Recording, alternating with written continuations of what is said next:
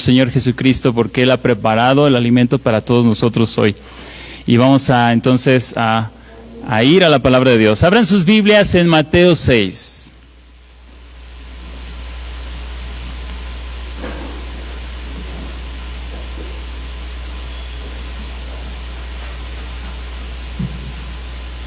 Escucho las Biblias abriéndose.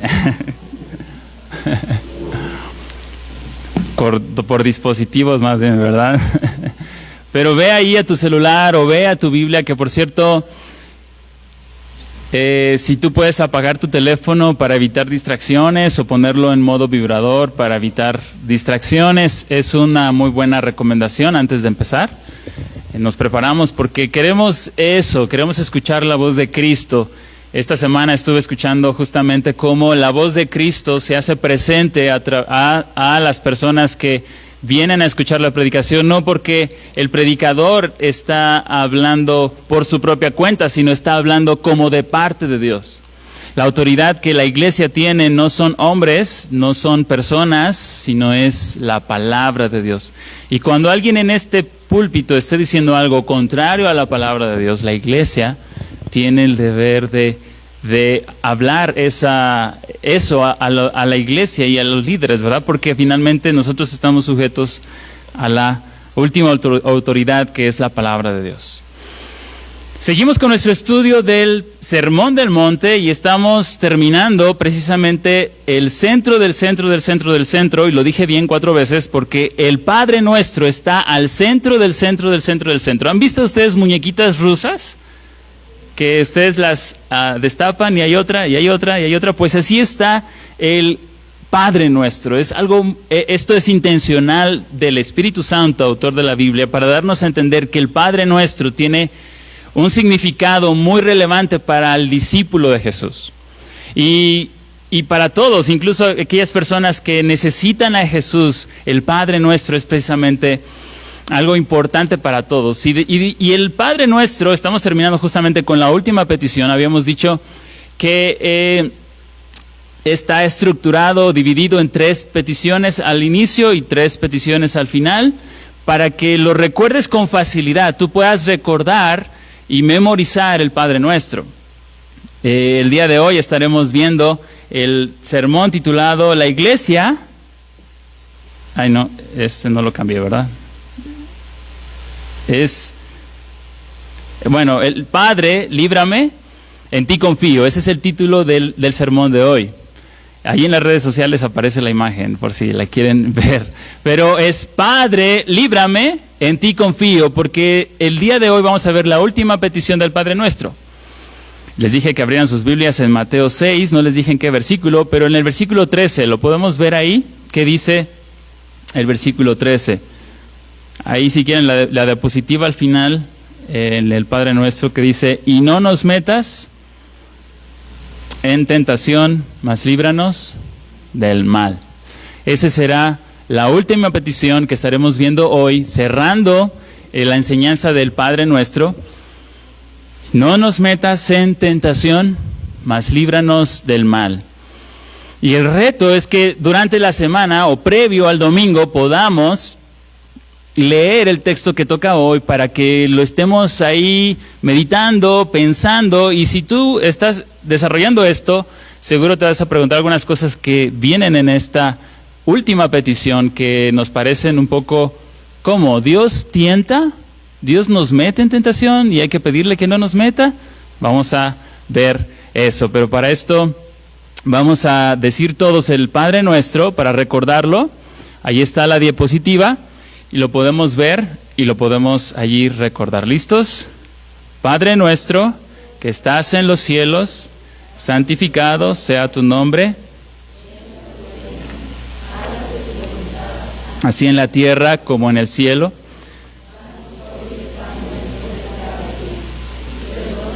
Nuestras deudas, como también nosotros hemos perdonado a nuestros deudores, y no nos metas en la tentación, mas líbranos del mal. Estamos terminando justamente el Padre Nuestro con esta última petición. Y ya hemos orado, ya hemos cantado, quisiera iniciar justamente con esta introducción. En la universidad, cuando yo estaba en la universidad hace poquito, había un profesor que nos hacía el dichoso controlito. ¿Qué es ese controlito? Al inicio de su clase, en cada clase, hacía un controlito que constaba de 5 preguntas de la clase anterior, del tema que había dado la clase anterior. O sea, cada clase tú te tenías que preparar para un controlito.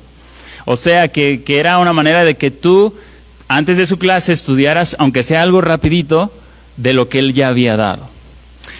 Ese controlito me gustaba, pero tampoco me gustaba. Me gustaba porque me retaba a ver si en verdad estaba aprendiendo, pero también no me gustaba. No sé por qué no me gustaba, pero hay una parte de nosotros que no nos gustan mucho los exámenes, ¿no? ¿Quién disfruta aquí de hacer exámenes? ¿Quién quiere hacer un examen del Padre Nuestro? Y se levantan y dicen, ¿verdad que no disfrutamos tanto los exámenes? Como profesor recuerdo bien, también fui profesor, recuerdo bien que a mis estudiantes no les gustaba tanto ese tiempo de exámenes.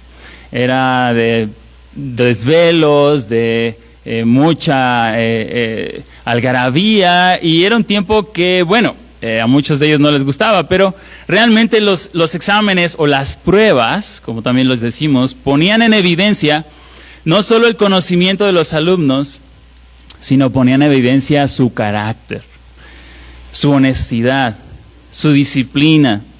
Obviamente no al 100%, pero sí ponían en evidencia, y aquí hay maestros quizá que entienden bien esto que estoy diciendo.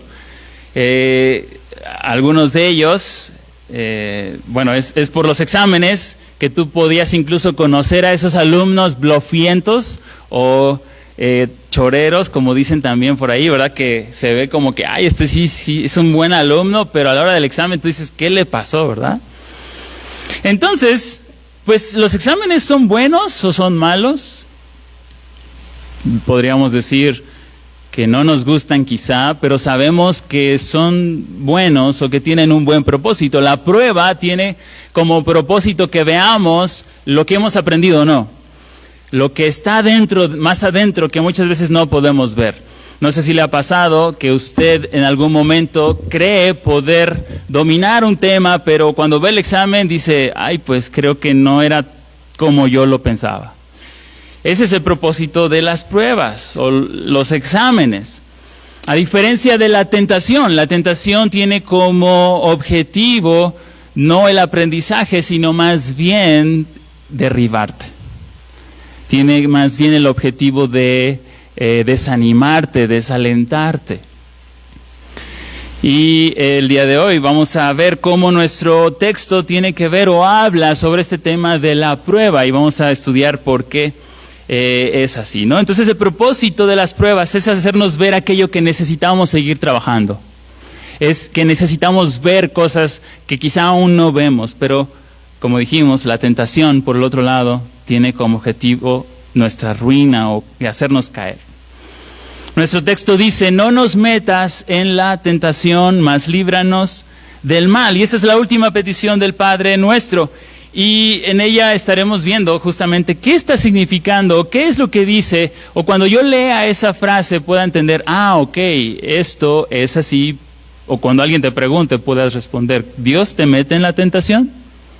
Bueno, Eric nos hizo el favor de leer un pasaje que nos aclara, y ya lo leímos, pero vamos a ver por qué aquí en Mateo 6 nos dice, no nos metas en la tentación. Y lo que yo quiero que tú recuerdes en el sermón está resumido en esta frase. Pretendí resumirlo para que sea más fácil de recordar. Porque tu Padre Celestial dirige cada aspecto de tu vida, tú debes orar confiando en su bondad y sabiduría.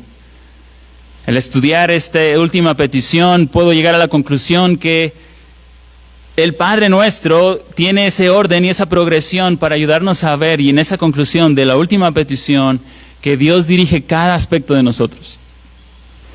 Por tanto, debemos confiar en Él, en su bondad y en su sabiduría. La prueba tiene como fin ese, que nosotros podamos ver también lo que nosotros decimos que es confiar en Dios. Nosotros confiamos en Dios, decimos, pero la prueba muchas veces pone en evidencia cómo necesitamos realmente humillarnos para depender en Dios y realmente vivir por fe. Tenemos en algunos casos, como Dios directamente prueba a alguien, como el caso de Abraham. ¿Recuerdas que le dijo a Abraham, sal de tu tierra y yo te voy a decir a dónde vas? Pero también le dijo, en otra prueba, le dijo, Abraham, quiero que me des a tu hijo, a tu único Isaac. Fue una prueba directa de Dios. Pero en otros casos también tenemos como Dios, ahí en el concilio divino, viene el Satán, que es el nombre del engañador, y le pide a Dios, dice, déjame tocar a Job para que él solo te sirve porque él está muy bien. Realmente si le quitas todo, él no te va a seguir o a obedecer. Y entonces Dios permite que el Satán tenga la oportunidad de probar a Job. Entonces tenemos diferentes maneras en que se encuentra la prueba. Y en punto número 1 que quisiera que veamos, que viene en nuestra petición, es ora reconociendo que tu carne es débil. Algunos quizás se dirán, pero pues yo no veo que la petición diga mucho. Pues todo texto se ve a la luz de su contexto. Y lo que es el trabajo de los que estamos aquí es ver qué sí significa el texto, sometiéndonos al contexto bíblico. No es como que se me ocurre, se me hace que esto significa, sino que estamos tratando de ver en la historia completa de la Biblia lo que sí significa esta petición. Entonces, en primer lugar, para los que toman nota, ora reconociendo que tu carne es débil. Ya dijimos, el texto dice, no nos metas en la tentación. Si tú vas y tomas otras versiones de la Biblia, que ese es un buen ejercicio, cuando tienes duda de algún texto, di, bueno, a ver otro texto cómo lo traduce. La Biblia textual traduce, no nos metas en la prueba. Y el pasaje que leímos, bueno, ahí en Santiago 1:2, dice, hermanos míos, tened por sumo gozo cuando os halléis en diversas tentaciones o pruebas. Dice pruebas. Santiago 1:2 dice pruebas porque la palabra es la misma, es la palabra peirasmos, que a veces se traduce tentación y otras veces se traduce pruebas. Es la misma, pero el contexto define si se traduce como tentación o se traduce como prueba. O sea, en el texto bíblico dice, de hecho lo vi en el griego, decía esto precisamente, peirasmos, o sea, no nos metas, y literalmente dice, no nos metas en el peirasmos. Entonces, los traductores tienen que decidir si es tentación o es prueba, la palabra mejor traducida. Yo creo que la mejor traducción es prueba, porque corresponde a lo que es la idea. Dios no tienta a nadie, lo dice Santiago, sino Él prueba. Y yo creo que esa es la mejor traducción. Pero ya tenemos tan metido el Padre Nuestro que no nos metas en la prueba, como que cambia, ¿no? Pero cuando tú escuches ahí, no nos metas en la tentación, puedes decir que realmente, viendo a la luz de la Biblia, significa no nos metas en la prueba. Porque el propósito de la prueba, como dice Santiago, Dios no tienta a nadie, Dios no quiere que las personas caigan en la tentación, sino que Él prueba a las personas para un bien. Dios siempre va a buscar el bien cuando Él pone la prueba. Entonces, llegamos al Padre Nuestro y por cuestiones de tiempo, sé que tenemos el tiempo encima por también la Cena del Señor, aunque también me han dicho en la evaluación de los servicios que no me presione, así que están estas dos, esta tensión, ¿verdad?, de uno buscar ese balance. Quería resumir el Padre Nuestro, ¿no?, la progresión del Padre Nuestro, porque es el cierre de estas 6 peticiones. Dijimos, a manera de resumen muy breve, y seré muy breve, dijimos cómo inicia el Padre Nuestro que estás en los cielos. vemos que Jesús, esta es la oración de Jesús, lo que acostumbraban en el tiempo de que fue escrito, es que el maestro formulaba su oración y de alguna manera la pasaba a sus discípulos. Y lo que hizo Jesús precisamente es esto, darles a sus discípulos su oración.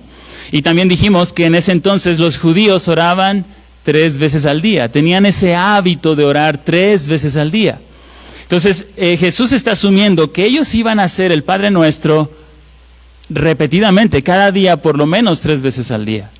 Y ese ejercicio de orar una y otra vez no es que estén nada más diciendo Padre Nuestro que estás en los cielos, sino que ellos pudieran ver lo que significa el Padre Nuestro. Pudieran orar Padre Nuestro que estás en los cielos y entender qué significa eso. Y orar el Padre Nuestro yendo a lo profundo del significado de la oración. Y lo que veíamos es que lo que nos llama la atención es que dice Padre Nuestro. Que nos dirijamos a Dios como Padre. No dice que vengamos a Él como Dios en los cielos, sino como un Padre cercano. Y esto veíamos como no nos acercamos a Dios por nuestro desempeño. Damos el ejemplo de un arrendador y un arrendatario, ¿no? Un arrendador se acerca a la persona que le renta, el arrendatario se acerca a la persona que le renta por una relación o sea, se porta bien porque pues le está rentando y ahí conviene, ¿no? Pero aquí es acercarnos a Dios porque Él nos hizo sus hijos, porque tenemos la confianza, Él nos hizo sus hijos, Él es nuestro Padre y quiere que vengamos a Él así, con esa confianza. Primer lugar, pero también con reverencia. Dice, Padre Nuestro que estás en los cielos. En los cielos. No es, hablaba de eso, o sea, el Dios inmanente, el Dios trascendente, el Dios que está por encima de todo, es a Él a quien venimos. No podemos venir diciéndole Diosito como algo pequeño, sino decimos, ¿verdad? Padre. Nos acercamos así, porque no nos referimos a Él así, porque no queremos comunicar que Él está limitado, ¿no? Eso obviamente son palabras, pero lo que estoy diciendo es lo que está pasando dentro de nosotros, el concepto que nosotros tenemos de Él, como un Dios también que está por encima de todo, que me ha creado y en el cual yo me acerco con confianza y reverencia. Dice, santificado sea tu nombre. Hablábamos de cómo Dios ha elegido a un pueblo para que santificara el nombre de Dios, para que de alguna manera el nombre de Dios quedara en alto, que otros pudieran ver cómo es conocer a ese Dios, porque caminas de la mano de ese Dios y vives no perfectamente, pero sí con un temor reverente a Él, no agradando a las personas antes que a Dios, como decían los discípulos, ¿verdad? Nosotros no agradamos a los hombres, sino agradamos primeramente a Dios. Santificado sea tu nombre, venga a nosotros tu reino, anhelamos ese reino. Y ¿sabes qué? Lo que está diciendo, y de hecho en el contexto decíamos cómo Jesús proclamó, el reino de Dios se ha acercado, ha venido. Jesús vino a instaurar su reino, no es algo que nada más va a pasar en un futuro de una manera plena, sino ya hoy se hace presente. Tú puedes vivir en ese reino de Dios aquí y ahora porque Cristo lo ha hecho posible. En la medida que tú vivas en esa correspondencia de una persona que teme a Dios, no un temor no un miedo, sino un respeto, a eso se refiere con temor, ¿verdad? Ese respeto, esa conciencia de Dios. Santificado sea tu nombre, venga tu reino, hágase tu voluntad, así en la tierra como en el cielo. Decíamos que precisamente nuestro anhelo es ese, que como comunidad del reino podamos traer el cielo a la tierra. La figura es esta, 2 esferas, la esfera del cielo, la esfera de la tierra, que se están uniendo más y más, y un día será culminado. No se nos olvide que estaremos aquí en la tierra para siempre, en una tierra nueva y en un cielo nuevo, con corazones nuevos, con cuerpos nuevos, ya sin esos achaques y dolencias, disfrutando de Dios y disfrutando con nosotros. Estamos de paso, pero nuestra morada es eterna. Y eso es lo que significa, venga a nosotros tu reino, hágase tu voluntad en la tierra como en el cielo. Danos hoy el pan de cada día, que hablaba de esa confianza y nos recordaba el maná y en el desierto, cómo Dios probó, justamente hay esa conexión de probar al pueblo de Israel, porque el pueblo de Israel necesitaba aprender a confiar en Dios. Y Dios le dijo, lo llevó al desierto y tuvo hambre para aprender a confiar en Dios. Y Dios le hizo caer pan del cielo, pan que ellos no trabajaron.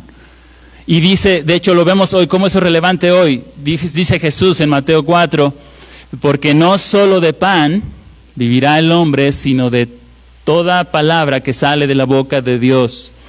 Danos hoy el pan de cada día, es aprender a confiar en Él en todo momento, de su provisión espiritual, material, toda esa provisión es dada por Dios. Danos hoy el pan de cada día y perdónanos nuestras deudas como nosotros también perdonamos a nuestros deudores. Y hablábamos cómo justamente habla de una deuda porque corresponde a eso, ¿verdad? Yo una vez que voy a la Escritura me doy cuenta que soy deudor. Yo soy deudor, yo he transgredido la ley de Dios y yo necesito ponerme a cuentas con Dios en el sentido de que no puedo, por más que quiera abonar en mis buenas obras, no puedo conseguir la perfección, porque esa es la demanda. Alguien decía, ¿cuánto pecado quieres en el cielo? Cuando llegues ese día, ninguno. Y Dios no va a dejar que nada de pecado llegue al cielo. Entonces, ¿cómo es posible llegar al cielo sin pecado? Bueno, Cristo lo hace posible a través de que la deuda fue saldada, pero no solamente que nuestra cuenta ahora está en ceros, sino ahora nuestra cuenta está en perfección. Porque Jesús no solo murió por nosotros, Jesús vivió por nosotros. Su vida ahora es a nuestro favor. Justamente es lo que vemos hoy. ¿Quién pasó la prueba? El primer Adán falló la prueba.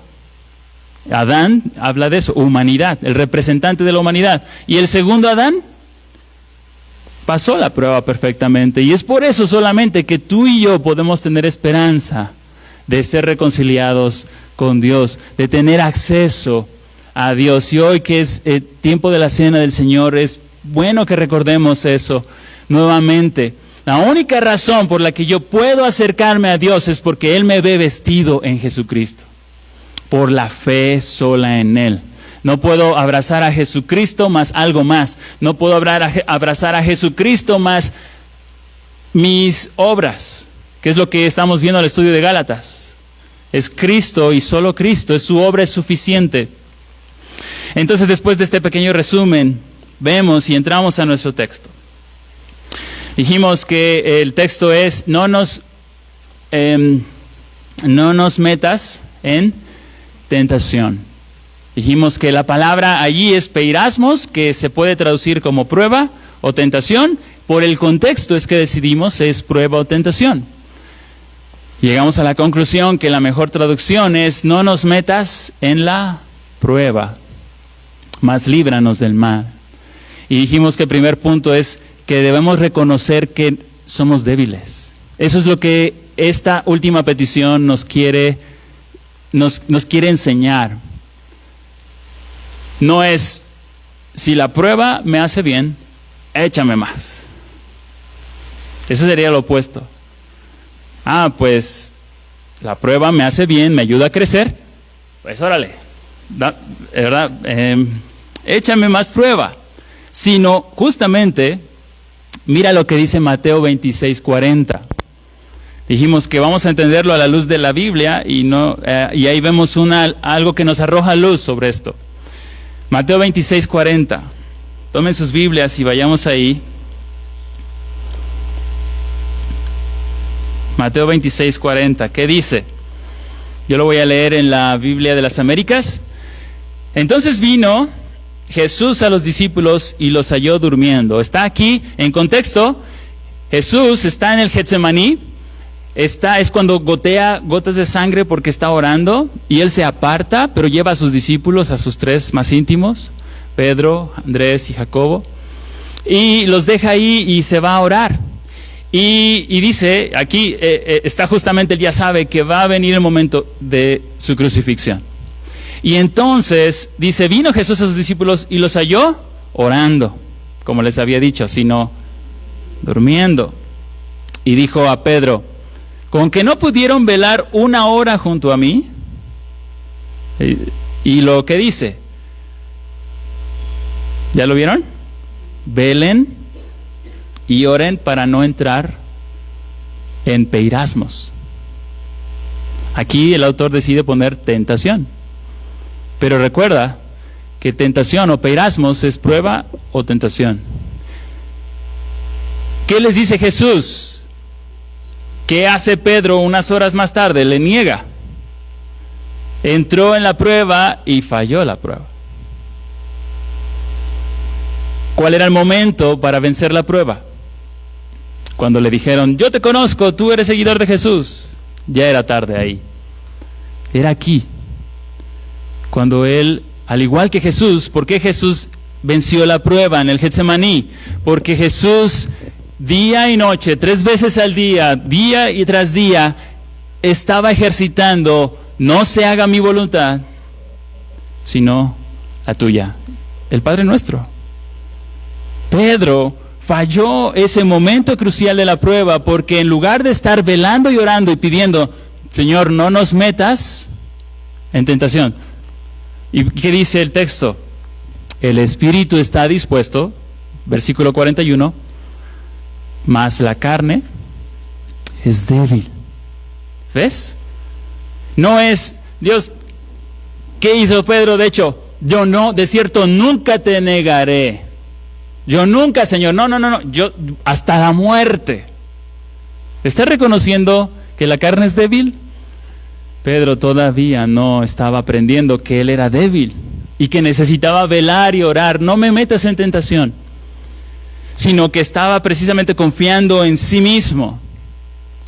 Era el orgullo que le había dominado para finalmente estar ciego ante la realidad de su debilidad.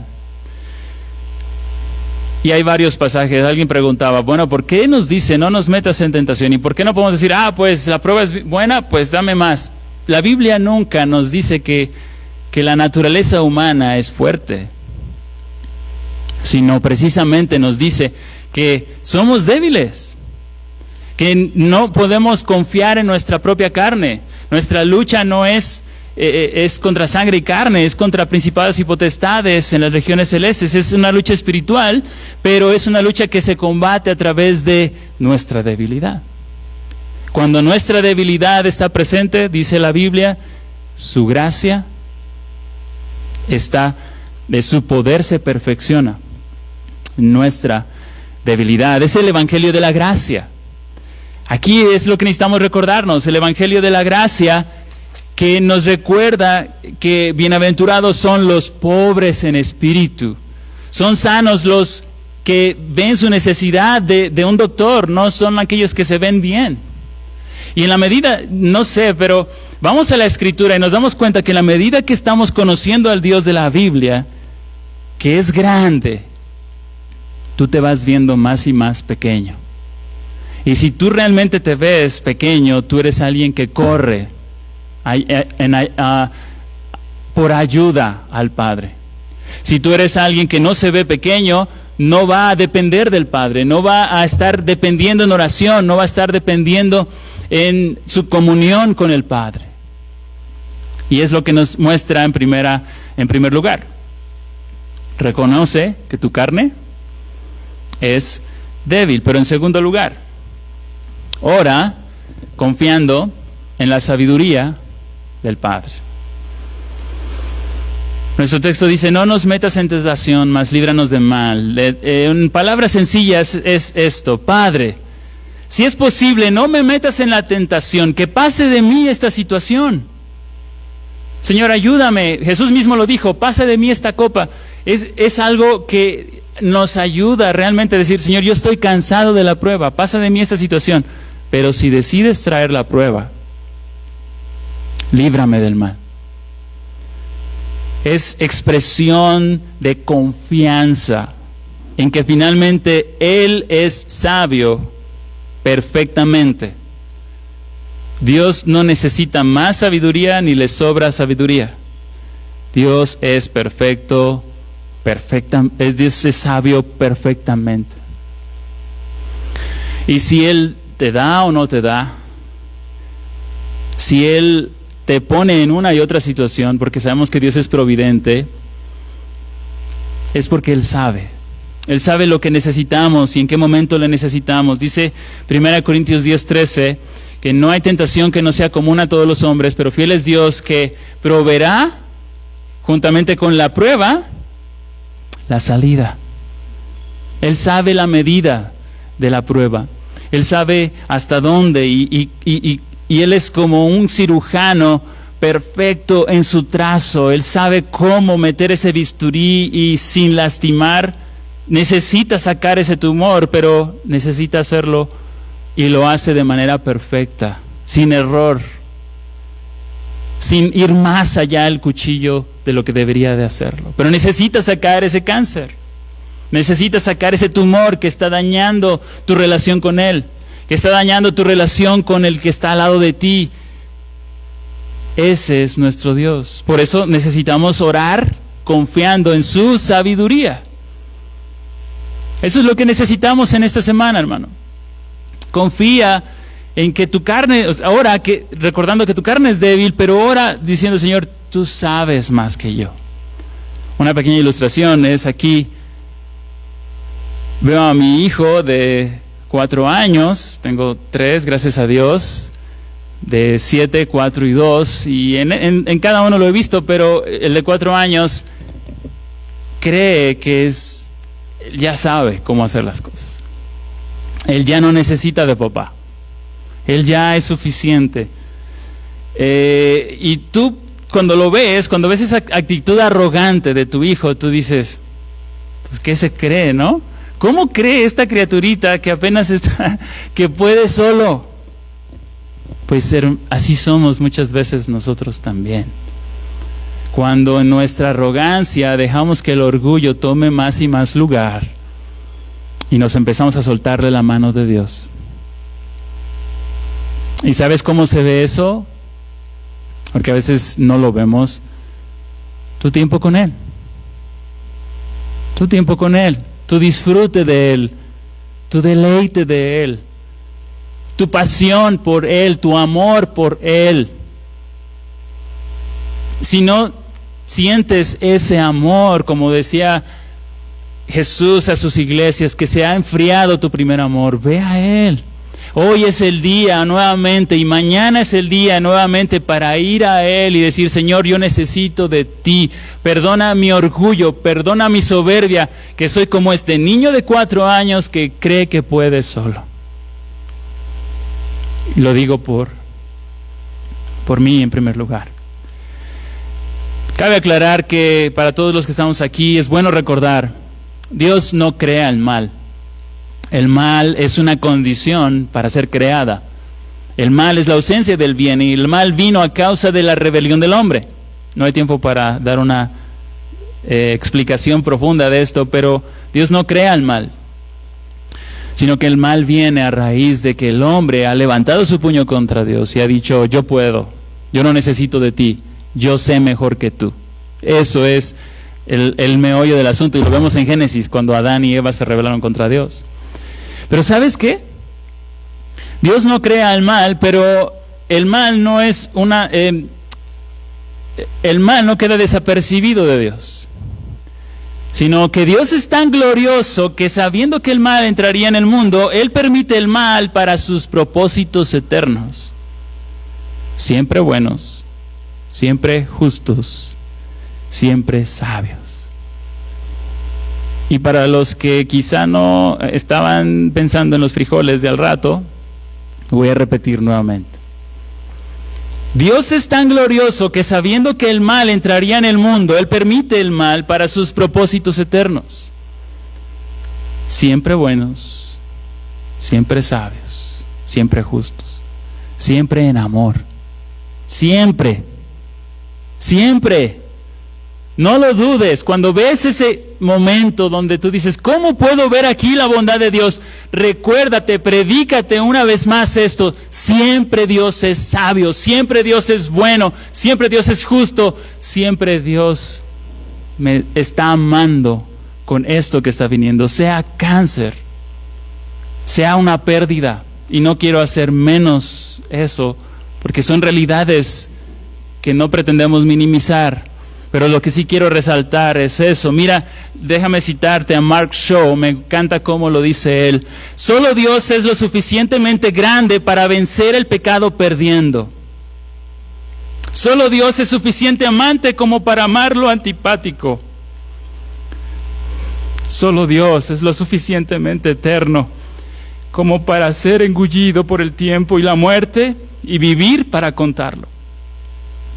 La cruz magnifica al Rey Divino que se hizo insensato con el fin de acabar con la insensatez del pecado y de la muerte. Ese es nuestro Dios. Ese es nuestro Dios, tan grande, tan glorioso. Él es único, que hizo posible nuestra redención a través de una cruz, a través de su muerte. Entonces, no me metas en la prueba, mas líbrame del mal. Sería algo así. Quiero dar un ejemplo de cómo sería orar esta petición. Sería algo así: Padre Celestial, soy débil y te pido que me libres de estar en la prueba. Estoy cansado de esta prueba, pero confío que tú sabes mejor que yo. Sé que tú diriges cada cosa en mi vida. Ayúdame a confiar en ti, a confiar que tú provees la salida. Señor, sé que en tu mano está el corazón y puedes poner el nombre de quién, ya sea tu hijo, tu esposo, de quien sea, el gobernante.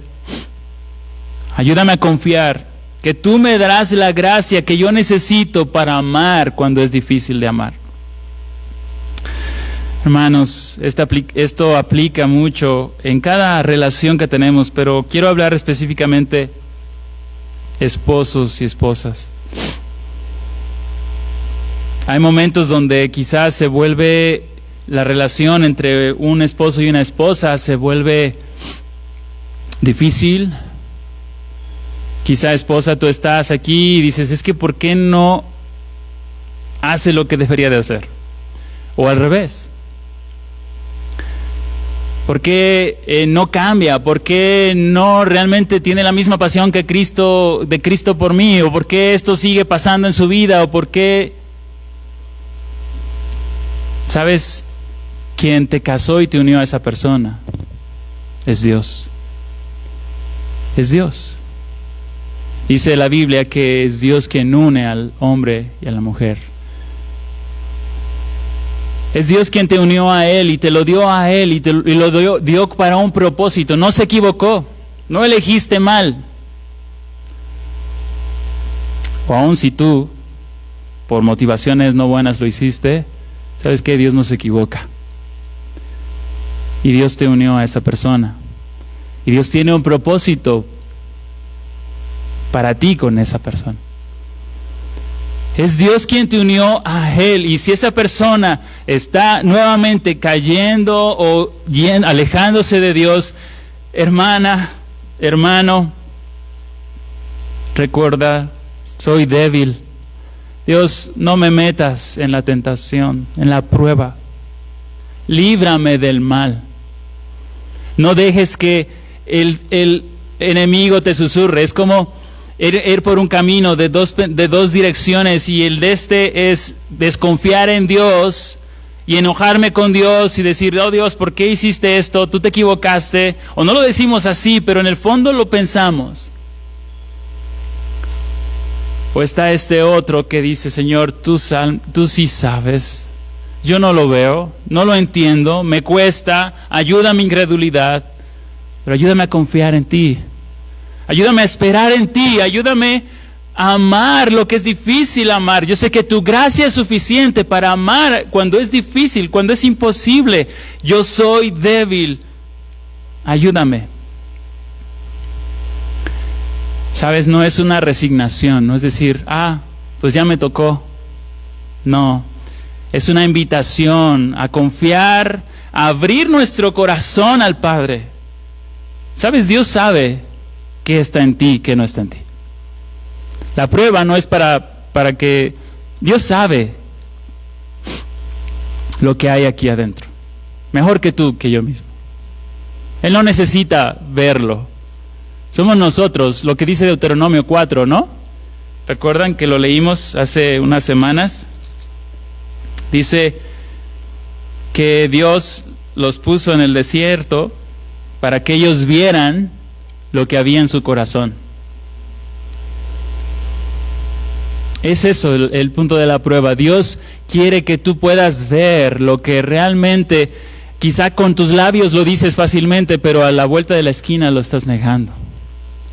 Y sabes, Dios no es como un Dios duro que está allí diciéndote, mira, ahí te va la prueba para que aprendas. Sino es un Dios tierno, en verdad tierno, que te está probando, que sabe cuánto va a cortar y cómo cortar. Sabe la medida, sabe hasta dónde. Y sabe hasta dónde puedes aportar. Y sabes, Él te dice, y mira, la Biblia nos dice muchas veces, Él nunca miente. Y Él es fiel a su palabra, y su palabra será y permanecerá para siempre. Y si Él te dice que te promete dar la gracia que tú necesitas, no te lo está diciendo para ver si tú si reaccionas y si lo haces. Él sí lo promete y Él sí lo cumple. Él promete darte la gracia que necesitas. Dios es providente y Dios ha dirigido cada cosa en tu vida. Te ha hecho nacer en la familia que Él quería que tú nacieras.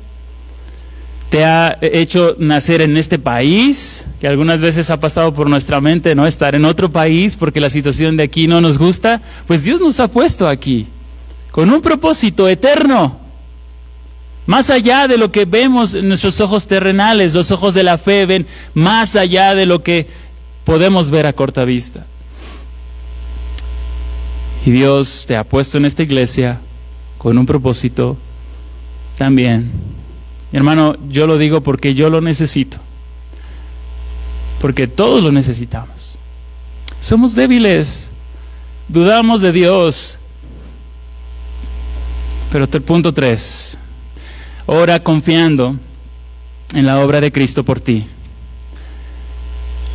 No sería un mensaje bíblico si yo nada más digo, ¿sabes qué? Tienes que confiar en Dios, tienes que hacer más por Dios. Sí, la Biblia nos insta a eso, pero el meollo del asunto es, eres débil, por tanto necesitas mirar a aquel que sí pasó la prueba. Cristo pasó la prueba. Necesitamos mirar a aquel. Es por Cristo que nosotros podemos llamar a Dios Padre. Es por Cristo que podemos santificar su nombre. Es por Cristo que su reino viene a esta tierra. Es por Cristo que la voluntad del Padre puede ser hecha aquí en la tierra como en el cielo. Es Cristo, el pan de vida que sustenta nuestra alma. Es Cristo por quien podemos perdonar a los que nos han ofendido, porque es Cristo quien nos ha perdonado toda nuestra deuda. Es por Cristo que es Cristo quien pasó la prueba, por lo cual nosotros podemos vencer. Es Cristo. Cristo, cuando fue tentado ahí en el desierto, Mateo 4, ¿recuerdan? Fue llevado por el Espíritu Santo. Y Satanás usó la palabra para ser tentado, para tentar a Jesús. Pero Jesús una y otra vez, al igual, haciendo una comparación con Adán y Eva, los deseos de los ojos, los deseos de la carne y la vanagloria de la vida, fueron allí expuestos en el jardín del Edén, fueron también en el desierto, 40 días, 40 noches, como el pueblo de Israel, 40 años en el desierto. Jesús pasó la prueba, como dice Romanos 5, el primer Adán falló, pero el segundo Adán venció. Amén. Él venció, Él pasó la prueba. Y es allí donde debemos de poner nuestros ojos, porque es Jesús quien ha vencido, quien unidos a Él podemos andar en fe. La prueba es, quiero terminar con esta ilustración. Un solo evento, una sola situación tiene dos puertas. Una es la prueba, es la puerta de la prueba, donde está ahí detrás el rey extendiendo su mano, diciendo: confía en mí, agárrate de mí. Y la otra es la prueba de la tentación, que está justo al lado, que está el enemigo, el maligno, diciéndote: shh, shh, shh, no es cierto, él no es bueno como dice que es, no es digno de confianza. Ah, sí, con que Dios te dijo, con que Dios te ha dicho, mira, ese fruto, Dios te está escondiendo la verdad. Tú necesitas ganarte el favor de Dios. Esa es la otra voz, que está en esa puerta constantemente, situación tras situación, donde está la oportunidad de agarrar la mano del Padre y decir: Señor, en ti confío. Veo la tormenta y veo a Jesús dormido y no veo: Señor, ¿no te importa que perecemos? Cuando más adelante Jesús moriría por ellos. Vemos la tormenta, vemos la situación y vemos a Jesús dormido. ¿Y qué sale de nuestro corazón? No te importo. Eso somos. Y la lección para los discípulos era justamente lo que vemos con Jesús, es que dice: calla, enmudece en un momento. Esa tormenta en el momento preciso dejó de ser. Y sabes, ahora los discípulos tenían más temor, dice el texto ahí en Marcos, pero no de la tormenta, sino de: ¿quién es este que aún el mar y el viento le obedecen? Y esa pregunta, ¿quién es para que nos la respondamos con plena seguridad. Jesús es Dios. Y a su voz los cielos se calman, y a su voz el mar se enmudece. Ese es nuestro Señor. Ora confiando en el poder de Cristo, ora confiando en lo que Cristo ya hizo por ti. Una y otra vez las historias de la Biblia nos recuerdan que ese segundo Adán pasó la tentación y ahora nos ha dado el poder de su Espíritu para que haya, ¿recuerdas el fruto del Espíritu? Amor, gozo, paz, paciencia, benignidad, bondad, fidelidad, mansedumbre, templanza. La obra del Espíritu es aquella que asegura en la vida del creyente esa confianza. Y sí, te animo, hermano, camina con el Señor, anda por fe. ¿Recuerdas a Abraham? Iniciamos diciendo cómo Abraham fue llamado y Dios le pidió un hijo, y ¿sabes por qué él pudo decir? Dice Hebreos que incluso él literalmente lo mató y lo iba a quemar, porque dice Hebreos que él sabía que Dios era fiel para levantarlo de entre las cenizas. Él es como si él hubiera matado a su hijo, lo hubiera calcinado, esperando en Dios. ¿Y cómo Abraham pudo confiar en Dios de esa manera? Incluso hubo momentos donde dudó de él. ¿Recuerdas que en el Salmo dice que Abraham es conocido como el amigo de Dios? Porque Abraham caminaba con Dios. Y todo verdadero creyente está caminando con Dios. Está caminando con Dios, luchando con Él. Señor, ya no aguanto, no me metas más en la tentación. Señor, ya no puedo, mi cuerpo no puede. Es allí donde su poder se perfecciona, en nuestra debilidad, para que repose el poder de Cristo en nosotros. Porque tu Padre Celestial dirige cada aspecto de tu vida. Guárdalo, esto, nótalo, para que lo recuerdes en la semana. No habrá casualidad si se te mete alguien en el carro, si pasa algo en casa, si pasa un accidente. Muchas veces luchaba con ese temor de que le pasara algo a mis hijos. Dios es providente. Dios dirige cada aspecto de tu vida. Por tanto, ora confiando en su bondad, sabiduría. Señor, gracias por tu misericordia. para hablarnos por tu palabra. Gracias porque ella es viva y eficaz y discierne las intenciones del corazón. Espíritu Santo, que moras en el creyente aquí y que das convicción a aquel que aún no te conoce para venir a ti, para venir a Cristo. Ayúdanos a aplicar este mensaje de tu palabra. ¿Eres tú quien nos ha traído hoy para escucharla? Y eres tú quien hará que dé fruto en nuestra vida. Pero ayúdanos a ser disciplinados también, dependiendo de tu gracia, no por nuestro esfuerzo, pero disciplinándonos en orar, en buscarte desde temprano, en añadir a nuestra vida estas disciplinas espirituales, como la oración y la lectura, la comunión.